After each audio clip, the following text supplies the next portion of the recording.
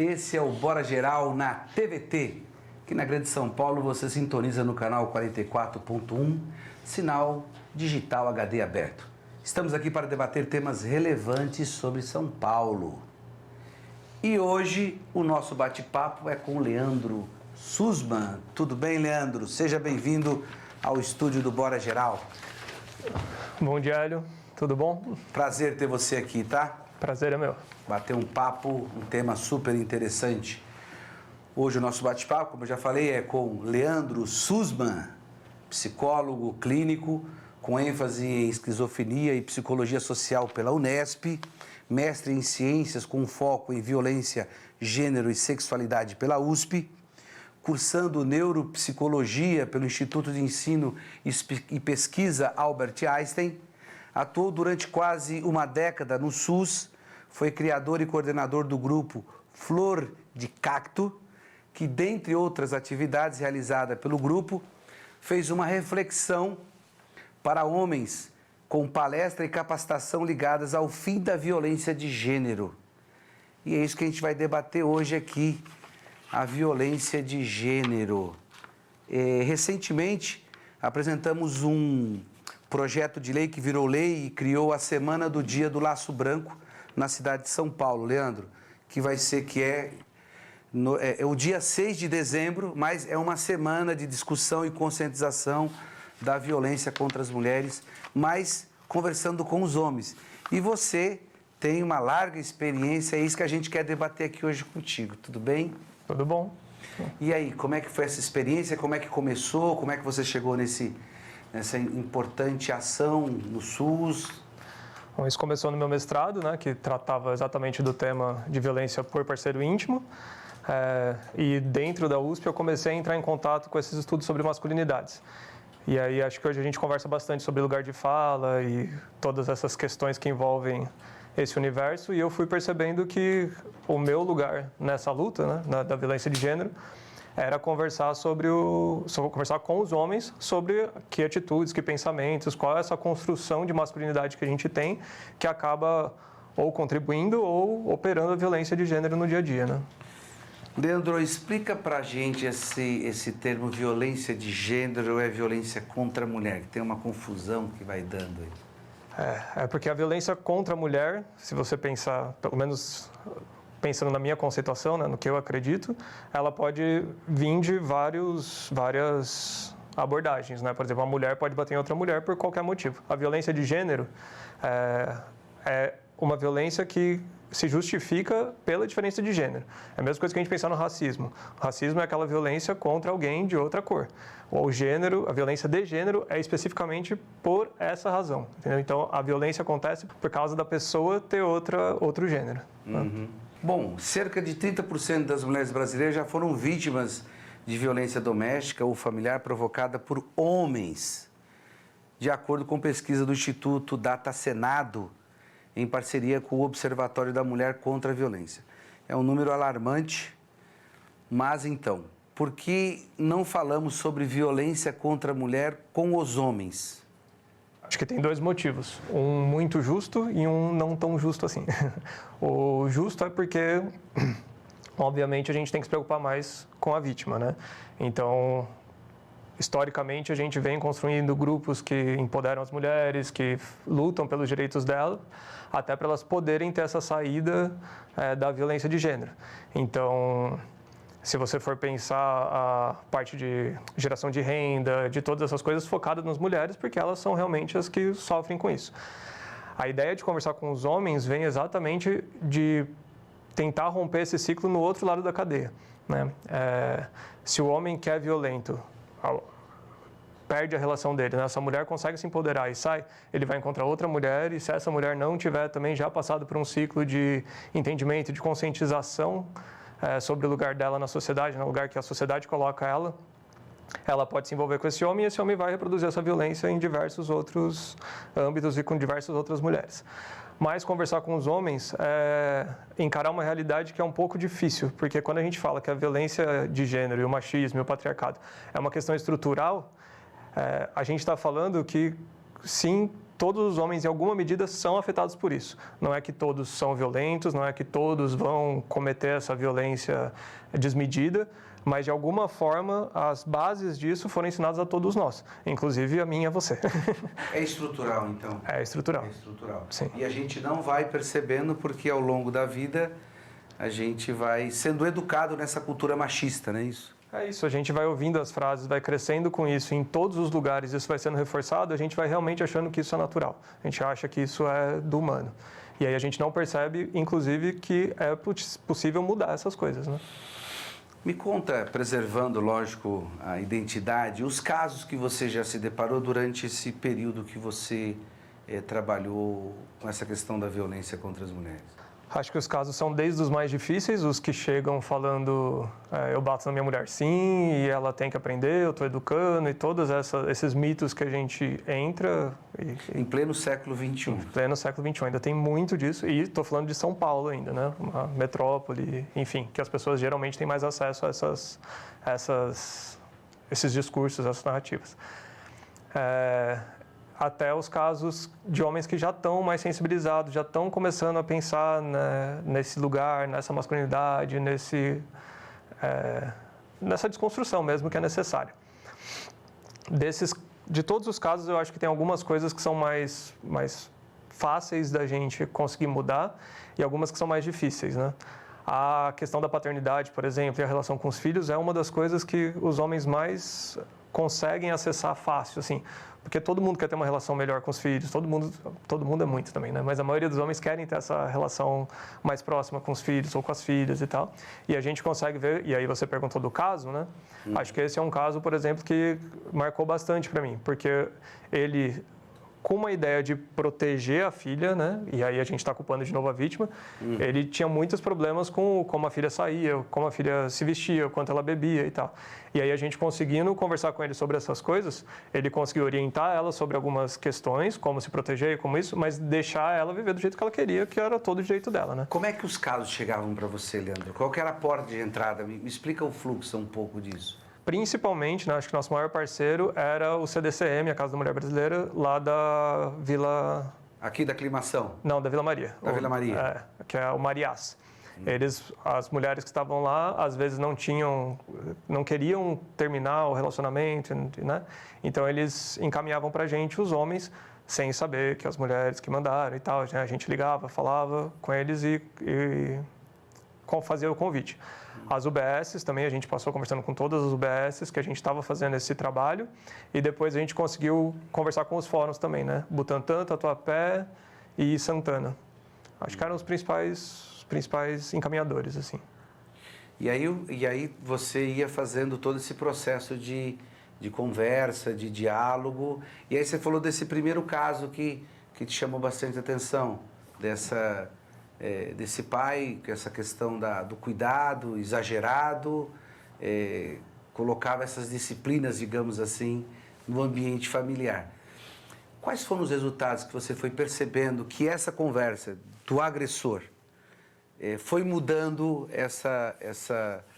a vida das pessoas que procuraram as casas das mulheres que depois chegou para vocês? Eu acho que as mudanças, elas até têm uma historicidade, assim, né? A primeira mudança mais fácil, e que eu acho que é importante, mas é o lugar que a gente não pode parar, é realmente os homens entenderem os sofrimentos, as desvantagens que eles têm em relação a essa estrutura que também prejudica a gente. Não é à toa que a gente é o maior número de suicídios em relação a todos os tipos de gênero, né? O segundo, como eu disse, é a paternidade, né? Então, a relação com os filhos melhora muito, inclusive fazendo essa diferenciação, né? Você chama de cuidado, eu entendo o que você fala, mas não é um cuidado, é realmente uma violência, né? Uma culpabilização da vítima. E entender que ele mesmo já esteve do outro lado e conseguir fazer aí realmente que é o cuidado, né? Uma orientação, um acompanhamento, um entender o que pode fazer, o que não pode. Acho que aí há outras coisas que a gente foi percebendo, assim, né? O quanto os homens começavam a tentar entender um pouco outras mulheres. E aí, as mães, eles conseguiam perceber o quanto as mães foram também, eu ia falar exploradas, mas a palavra não é bem exploradas, mas o quanto elas tiveram uma diferença significativa assim na criação deles e o quanto eles também não contribuíram para uma tarefa que era de todo mundo de casa, né? A divisão de tarefas também conseguem entender um pouco mais que não é uma ajuda, né? Que se todo mundo está vivendo na casa, é dever de todo mundo cuidar da casa. Esse termo ajuda é muito legal sobre dividir as tarefas do lar, né? Eu tô te ajudando, hein? Tô ajudando aqui com a louça, passando pano, como se não tivesse sujado, né? Exatamente. É muito boa essa correção dessa fala, que você está dividindo tarefas, você não está ajudando nada, você tem obrigação nessa. Exatamente. Acho que outra diferença muito boa é conseguir separar a força de violência, né? Porque quando a gente fala de desconstruir masculinidade, parece que todas as características que a gente atribui para o homem na sociedade é ruim. E não é isso, né? A força, por exemplo, é necessária. O problema é que do jeito que a gente entende força, ela está muito ligada a uma questão de violência, né? Então, forte é aquele que briga, é aquele que bate, é aquele que xinga, é aquele que ofende. E aí a gente vai pensando, né? O Felipe, que é um dos parceiros meus, ele aponta isso muito interessante, que geralmente a pessoa exemplo de força desses homens é a mãe. É a mãe que trabalhou, é a mãe que colocou comida na coisa e o pai nem estava presente. E aí conseguir mostrar para eles que a força também vem dessa sensibilidade, que a força não precisa ser violência e que principalmente a gente não precisa ser forte o tempo todo, a gente também tem nossos momentos de fraqueza e tal. É muito importante, é muito legal ver isso, porque eles realmente se abrem um pouco mais para construir a relação com a esposa, ou com a companheira, ou com quem tiver, né? Isso é uma coisa, a gente infelizmente trabalhou com muito mais homens héteros do que homossexuais, bissexuais e outros, mas tudo bem. E aí eu acho que as partes mais difíceis de mudanças, assim, que a gente não conseguiu chegar tanto nos homens, assim, pelo tempo que eles ficavam no grupo, é realmente essa questão de entender as práticas que podiam fazer o relacionamento ficar realmente ideal. O relacionamento melhorava muito. Algumas mulheres vieram falar pra gente mesmo, assim, que a violência, essa mais palpável, concreta, sabe? Então, a violência física parava bastante, as ofensas verbais paravam bastante, mas aquela violência simbólica, sabe? Aquela coisa de que nem você falou da ajuda, né? Isso ainda é o lugar dela. Ah, mas a mulher ainda é isso, a mulher ainda quer aquilo. Essa desconstrução da naturalização das coisas de gênero, acho que é um caminho muito mais longo, né? E a pessoa precisa estar muito mais disposta a tudo isso. Mas eu acho uma grande vitória já acabar com a violência mais concreta e fazer esse caminho que eu acho que é mais longo mesmo. Foram quantos núcleos que fizeram esse trabalho? Só o de vocês ou tinham outros CAPs que faziam esse tipo de atendimento, enfim? No SUS em São Paulo, eu só conheço a gente. Eu fiquei sabendo de algumas iniciativas que vieram depois no Norte, Nordeste, mas no SUS aqui. A gente se inspirou em ONGs que já faziam esse trabalho. Então, o Coletivo Feminista de Sexualidade, que fica ali na Faria Lima, foi o principal, assim, eu entrei muito em contato com o Sérgio Barbosa e com o Leandro Feitosa para falar isso. E agora José, que é o ABC, também já faziam, mas eram os que a gente conhecia mais, assim. Então, agora no SUS, foi iniciativa nossa e eu não conheço outro que faz isso aqui em São Paulo.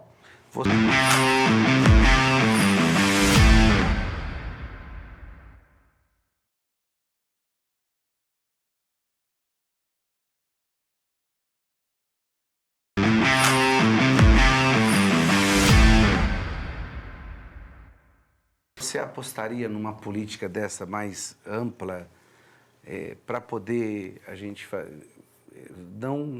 não se deparar com dados tão alarmantes sobre violência contra as mulheres? Nossa, eu acho extremamente necessário, né? Acho que tem muita discussão sobre os homens acessarem o serviço de saúde, mas a gente também não qualifica o porquê que não chega, o que a gente está discutindo, né? Então, por exemplo, no OBS, isso o Emiliano Camargo fala e eu acho muito interessante, assim, que a gente vai no Novembro Azul e está discutindo câncer de próstata. Qual a taxa de mortalidade na periferia dos homens? Não é câncer de próstata, é violência. Então, não adianta a gente falar de uma coisa que eles nem vão chegar na idade de ter um câncer de próstata. Então, acho que qualificar esse trabalho das UBSs, dos CAPs, até do serviço social, da assistência social, né, do SUAS, é muito importante para que essas iniciativas se espalhem e também porque você muda o olhar e aí você não precisa exatamente estar num grupo específico para isso, para discutir essas questões. Então, quando eu fazia grupo de crianças também, às vezes vinha aquelas ofensas homofóbicas e tudo isso, e na hora ali já era um start para falar, mas por quê, né? O que isso quer dizer? Então você vai desconstruindo essas coisas em todos os ambientes que você está. Então eu acho que sim, a gente precisa de capacitação, a gente precisa discutir isso com os profissionais de saúde para que eles possam trabalhar isso em diversos âmbitos aí da assistência. É a tal da intersetorialidade da que a educação fala tanto, né? Deixa eu ver, desse período que você trabalhou com o tema, estatisticamente você levantou, lógico, você tem alguns dados que a gente possa tá se apropriando deles? Olha, fizemos tanto atendimento, enfim. Você falou que teve vários resultados positivos e eu acredito que essa é uma política que, se você amplificar, ela vai apresentar dados, porque ela mexe numa questão central, numa questão não só do machismo, numa questão de você se conhecer, de saber que você está reproduzindo uma lógica que você nem está entendendo como é que ela é feita. Que eu acho que quando você consegue parar e fazer essa discussão, que nem o racismo, né? Olha, o criado mudo, nunca mais comprei esse negócio com esse nome. Você vai reconhecendo aquilo que estruturalmente ao longo de séculos, né, foram sendo reproduzidos, e agora a gente está no momento do avanço da sociedade que já não cabe mais esse tipo de comportamento. Estatisticamente você chegou a ter alguma coisa, Leandro, assim, pode apontar só, sem ser com uma tabela de Excel, mas mais ou menos uma projeção. Assim, já atendemos mais ou menos nessa década aqui, pode ser, enfim. Eu acho que isso é uma coisa que você aponta que eu acho que é muito importante, que também está ficando difícil, e com as novas portarias, enfim, está ficando mais difícil ainda, o trabalhador da ponta ter esse tempo para entender o próprio trabalho, para avaliar o próprio trabalho, para fazer isso de uma maneira qualificada mesmo. Então, sim, eu tenho essa noção, mas a gente tem muita sobrecarga na ponta, né? Até por inúmeras razões, mas pelo baixo número de equipamentos que tem, pelas cobranças que a gente tem e todas essas coisas. Mas o que a gente consegue como é que chama isso? Quantificar, dimensionar. Planilhar, essas coisas todas. Uma probabilidade. Sistematizar. Que a gente, desde 2015, quase 10 anos também, né? Que a gente atende esses homens, devem ter passado pelo menos uns 400 e poucos homens, isso só no grupo, né? A gente fez qualificação para o SUAS, no Jabaquara, a gente fez várias rodas de conversa com os profissionais da rede, a gente fez roda de conversa no Butantan, a gente apresentou em mostras exitosas, a gente conseguiu espalhar isso, então, pelo menos 400 homens diretamente, e aí eu não sei quantos indiretamente, né?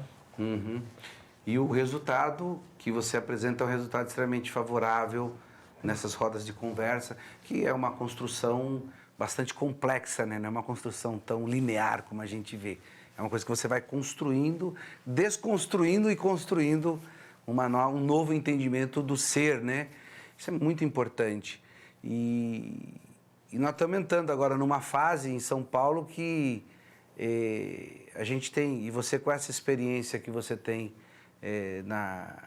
nas OSs, você sabe que a gente precisa estar realinhando algumas coisas para o SUS.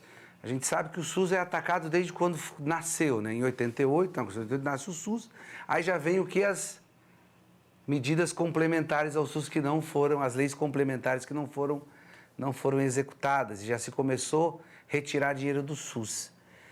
Hoje você acha que a rede municipal de São Paulo de atendimento, ela precisa ter mais gente ligado, porque toda a rede defende o SUS, na verdade, né? Tanto os trabalhadores das OSs, de uma certa forma, defendem, porque está integrada ao SUS, né?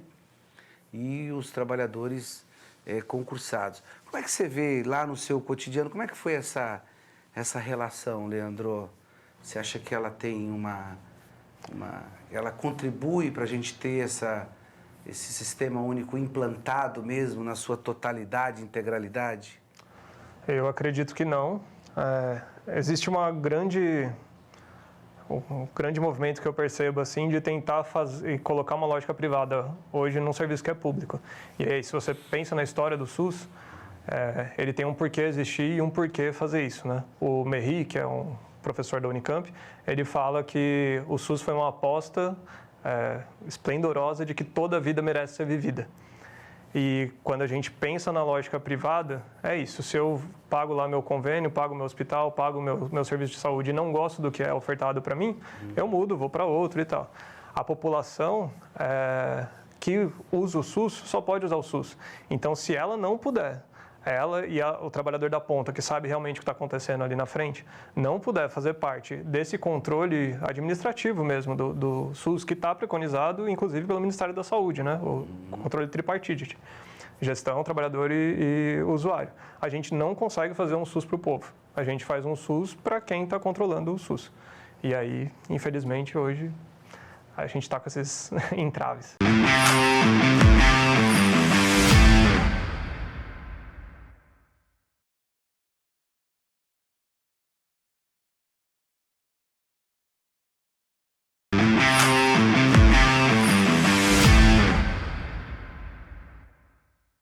E tem uma coisa, né, Leandro? Toda vez que essa modalidade que apareceu lá no governo do Pita, foi do Maluf na cidade de São Paulo, as OS que foram crescendo, e hoje nós temos o monopólio da saúde no município de São Paulo está na mão das OS. Eu acho que até estrategicamente não poderia ser assim. Você tem que ter o controle estratégico do Estado, né? Porque você pode se deparar com qualquer problema, mas como nós se deparamos com uma pandemia, pode ter problemas que a gente tem que ter o controle dessas atividades na mão do Estado. E tem uma coisa que é muito interessante que eu vejo. Eu sou da iniciativa privada, eu sempre fui um trabalhador seletista. E quando você fala, não, está na mão da iniciativa privada, peraí, não é privado assim. É um monopólio, porque esses monopólios estão na mão de organizações não governamentais, sem fins lucrativos, e que se der qualquer problema, elas só são retiradas. A iniciativa privada não é assim. Sim. Uma empresa que eu sou oriundo de empresas de autopeças para montadoras, você quando trabalha, você concorre com outras empresas para fazer o mesmo trabalho, você constantemente está sendo medido, constantemente você está sendo exigido, então todas as tecnologias de gestão do trabalho que hoje existem, a indústria tem ela, e quando você não atinge, eles te desclassificam e pegam outro, sem menor cerimônia. Não é o que acontece nesses casos, como a gente vê. Hospital Brasilândia, que já é ao concurso em problemas com OS. Estamos com uma outra OS lá, que deve dar problema daqui a pouco. Né? Tá contado. Então, essa diferença, né? A gente estava conversando aqui em off, e nós estávamos conversando um pouco dessa diferença. Não é que a iniciativa privada está lá. É uma coisa privada, que nem a privatização da Sabesp. A Sabesp passou na Assembleia Legislativa a privatização. Quando a Sabesp estiver 100% privatizada, ela não concorre com outra empresa para colocar água na sua casa. É monopólio da Sabesp. É muito engraçado isso. Como é que você vê isso? Essa confusão que arrumaram para falar que é privado, que não é privado, que não tem fins lucrativos e tem fins lucrativos, que dá prejuízo para o município. E só no município de São Paulo nós estamos falando de um orçamento de 14 bilhões por ano. Não é dinheiro, não é troco de boteco, não, né? Como é que você vê essa parada toda? Eu vejo como um grande retrocesso mesmo, que eu acho que até nessa avaliação, né, que você fala da empresa e de tudo isso, tem que ser outra lógica de avaliação, né? Não dá para você colocar número, avaliar por número um serviço que precisa ter qualidade, né? E aí quem sofre sempre é o pessoal da ponta. Então eu acho que realmente é isso, né? Não é uma empresa privada, mas a lógica privada tá tentando entrar de um jeito e que basta você ler os cadernos do Ministério da Saúde que você vê que não funciona. Não dá para ser assim, tem que ser uma outra lógica. Bom, Leandro, o programa aqui é um pouco rápido, né? E a gente vai para os finalmente. E aí eu queria que você falasse um pouco, né, agora, das suas considerações finais. Esse nome do grupo me chamou muita atenção, Flor de Cacto. Eu queria que você falasse um pouco sobre ele e você ficasse à vontade para poder aí explanar o que você pensa, o seu trabalho. Agora é com você. O nome vem de uma poesia do Drummond, que ele fala: onde não há jardim, as flores nascem de um secreto investimento em formas improváveis. E aí eu penso muito nessa construção da masculinidade que a gente tem como um cacto mesmo, né? A gente é duro, áspero, cheio de espinho e tudo isso. E aí é bom lembrar que existe, né? Onde parece que não tem nada de sensível, dá pra gente fazer, brotar uma flor mesmo, né? Essa parte da abertura pro sensível e da não violência. Então, o nome vem daí. E eu acho que é essa aposta que a gente tem que fazer, inclusive com políticas públicas, com esse olhar mais ampliado para a saúde do homem e para a questão da violência de gênero mesmo, né? A gente fala muito dessa construção e eu estou aqui. E aí estudo desde 2007 gênero, faço o grupo desde 2015 e posso afirmar que ainda tem coisas que eu reproduzo o machismo, que eu reproduzo o patriarcado, então a gente está sempre nesse processo. É um processo longo, é um processo difícil, porque a gente está falando inclusive de perder privilégio, né? Então é isso, assim, eu estou falando, eu sou um homem que não quero ter esses privilégios que são me dados só pelo gênero que eu tô.